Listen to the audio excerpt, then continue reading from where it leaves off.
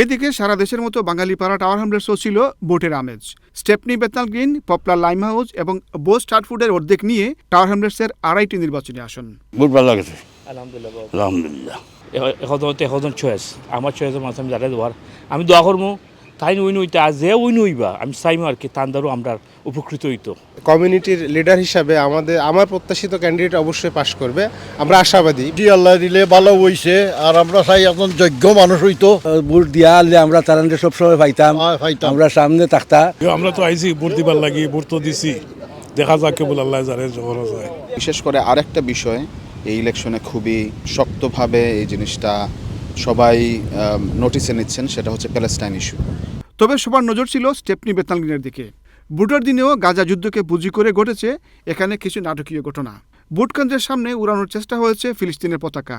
কেন্দ্রের সামনে লেবার প্রার্থীর বিরুদ্ধে হয়েছে মাইকিং।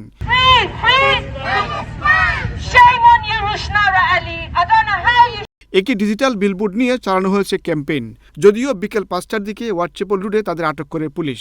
ভোটের দিনে একজন প্রার্থীর পক্ষে এমন আচরণে ক্ষোভও জানিয়েছেন কেউ কেউ। আমি সকালে যাচ্ছি কয়েকটা ওয়ার্ডও আমাদের বেতনাগিন ইস্ট, বেতনাগিন ওয়েস্ট, ওখানে একটু আগে আসলা যে কোনো ইন্ডিপেন্ডেন্ট ক্যান্ডিডেট সরাসরি তারা মাইক কররা যে অমুকরে ভোট দিও না, অমুকরে ভোট দিও না বা অমুক দলটে ভোট দিও না। তো এটা তো তার গণতন্ত্র, তার করতে পারে, বাট ইলেকশনের দিন একটা রাইট নাই এবং একটা উস্কে দেওয়া আমি মনে করি। এর বাইরে নির্বাচন সুষ্ঠু হয়েছে টাওয়ার হ্যামলেটসে। ভোটাররা আইডি কার্ড দেখিয়ে ভোট দিয়ে নতুন সরকারের কাছে তাদের প্রত্যাশার কথাও জানিয়েছেন। 3 আসনে শেষ পর্যন্ত লেবার দলীয় প্রার্থী পাশ করতে পারেন বলেও মনে করছেন তারা। এদেশে ভোট দিয়া বেশ ভালো লাগে, ভেরি কুল পরিবেশ। আর লোকাল এমপির কাছে আমরা দাবি থাকবো যেন আমরা লিডারে যেখান কইছো ওখানের উপরে কনসার করি আবার বাঙালি কমিটির কাছে সরি হওয়ার বুঝছেন। আর যেও সরকার যাইবা কি আমরা বালা হর্তা হইতো সবর জনগণের বাঙ্গাও গরুর বলাইয়া বানাইতা। আর টাওয়ার আমলে তো গরু লাগি বেশি সমস্যা, যে গড় বানাইবা এও বালা করবা। অ্যাজ এ ইন্টারন্যাশনাল স্টুডেন্ট আমাদের চাওয়া যে আমরা যেন এখানে অভিবাসন সংক্রান্ত যে বিষয়গুলো আছে সেই বিষয়গুলো আশা দিয়েছে যে হ্যাঁ তারা পজিটিভ ওয়েতে এগুলো অ্যাপ্রোচ করবে। তো আমরা চাই যে তারাই ক্ষমতায় আসুক।